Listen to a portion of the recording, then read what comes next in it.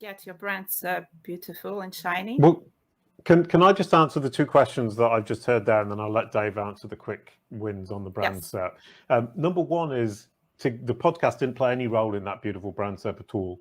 I built it without the podcast. The podcast came later on. The podcast is an addition, and that also brings to mind the fact that the podcast is not the same entity as me. So I've called it With Jason Barnard, and that was a test to see how well I could control it, because there's immense ambiguity between With Jason Barnard and With Jason Barnard, the entity.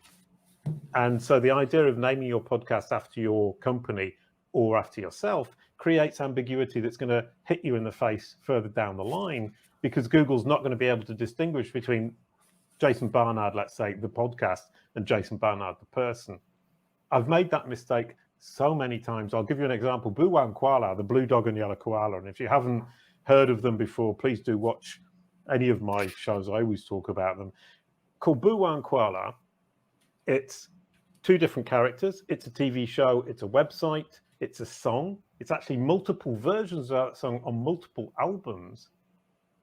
And that becomes an immense problem, because Google doesn't know whether I'm talking about the fictional universe, the characters themselves, the TV series, the web series, the song, the other song, the actual fact that somebody had written that song, the existence of that song. And that's 7 different entities, and I'm not even trying.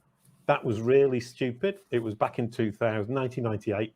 So the problem didn't exist, so I can excuse myself from that stupidity.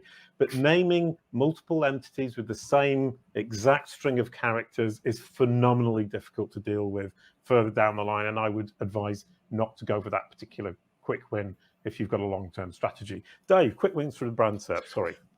I mean, there's the